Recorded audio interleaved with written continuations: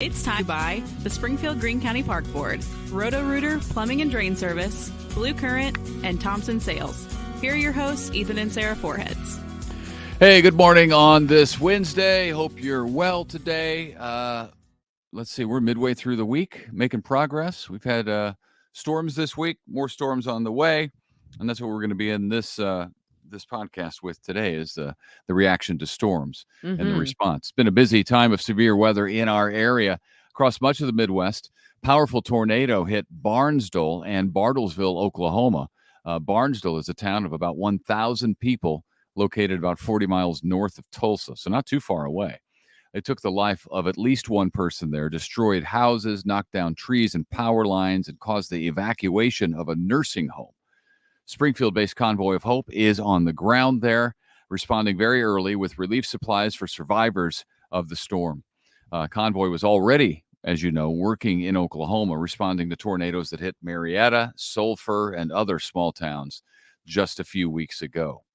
And that same storm system that hit Barnesdale early Tuesday morning also knocked out some power and caused damage around our area. Knocked down power lines, damaged some roofs, especially in the Willard area. And we're in that pattern. More severe weather is likely today, even this morning. So be sure to tune in to Abby Dyer's Wake Up Weather, wherever you get this podcast, to keep up to date with the very latest on the weather. All right, heads up on the roads today. Galloway Street in South Springfield is closed through more of the week. Road crews are making some emergency repairs to stormwater drains between Bellhurst and Horseshoe.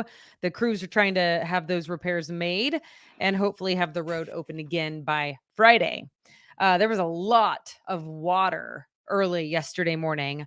I mean, it receded well in most places, but in this case, obviously it didn't. But there was so much water on the road early. I was out very early and I was like, man, that was a lot of rain. All right. A new building on the square in Ozark got the thumbs up from the Board of Aldermen. Barely, but they did. It was 3-3 vote. And then the mayor had to vote to break the tie and it got approved. We told you that Torgerson Design was trying to put a new headquarters on the square in the vacant spot. Another building collapsed in 2022. So this is where that building used to be. The company's first design was refused by the aldermen because they did not feel like it was a good fit as far as aesthetics goes. But this new one, they kind of redesigned it and it got the approval the second time around. Yeah, the square in Ozark is in a historic district there. That's why the aldermen get to decide and weigh in, yay or nay, can this building be built? And that's what they're looking at. They're looking at it matching the rest of the square. And the second version of the Torgerson building apparently did, at least in the minds of 4 of the 7. So right. A preschool for the deaf and hard of hearing on the Missouri State University campus is closing. The speech language hearing clinic, it appears, will not have enough support to continue operating. MSU says that program supports the preschool.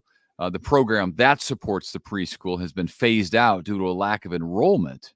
So there won't be any faculty to staff the preschool after this summer. So that's a shame for a lot of people who have been counting on that and utilizing that because they'll have to find something else. But the issue, it appears, is not enough students going into that as a major.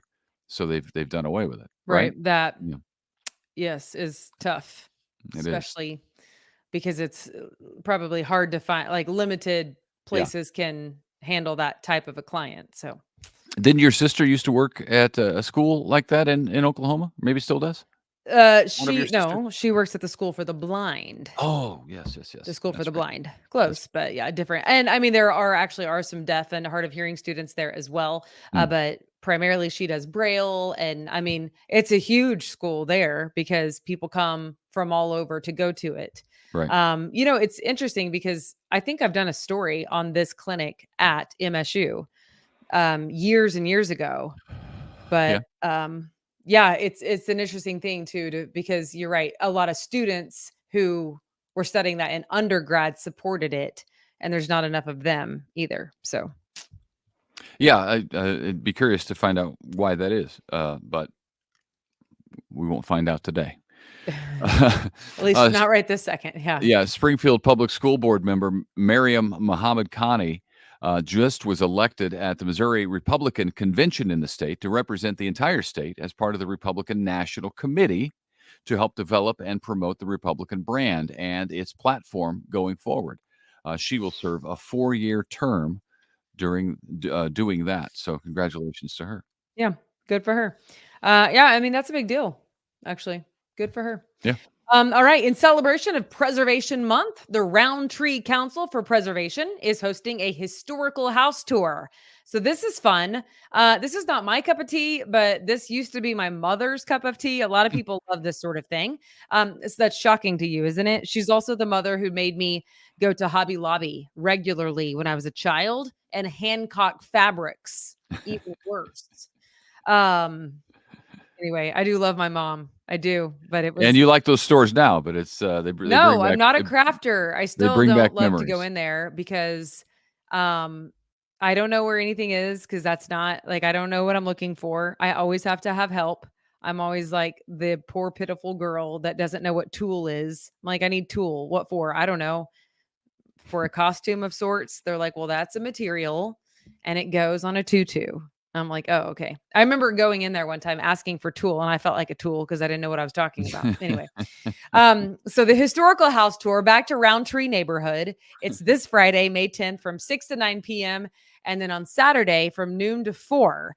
The will call ticket location is at the University Heights Baptist Church on South National. You can get advance tickets online. Google it, because it's an Eventbrite site. So I'm not going to read the site that this long. I'm just going to tell you, Google it. It's the Roundtree Council for Preservation. And they are having a historical house tour, and it's going to be great. Okay. I feel like you've done all you can do. I've said it clearly. I've spoken clearly. Surely you can write that down. All right. Springfield's Midtown Carnegie Library branch is temporarily closed for some renovations. They're doing big upgrades there. Going to take them about 10 months to do so. So if you enjoyed specific services at that specific branch, fear not. They have been moved to other library branches within the city. Okay. We'll see what the renovations provide. It also looks like spring turkey season was among the best in recent history. Missouri hunters took some 47,000 turkeys. The spring season concluded just on Sunday, but it saw big jumps from previous harvest totals in the previous couple of years. And I know a lot goes into that, because we heard the last couple of years, I can't remember why, but it wasn't a great harvest. So things have changed apparently this year. So congratulations to the hunters. Funny story about turkey season. A friend of mine had been out turkey hunting in the morning, and he got up early. He went out, he was hunting with his friend, and they didn't find anything. And I didn't know he was a hunter, but I saw him later in the day that day. And he's like, hey, how's it going? What you been up to? I was like, oh, it's a good day. I just went for a bike ride. I was like, other than when I was coming down a hill, I about took out like 20 turkeys because they were all crossing the road. And he's like, you saw turkeys? We spent all morning in the woods and didn't see any turkeys. And then I was like riding my bike and I saw all the turkeys. But he told me that turkeys come out. And if you're a hunter, you already know this. But if you don't, this was news to me. They apparently come out early in the morning, and then they come out again around 2.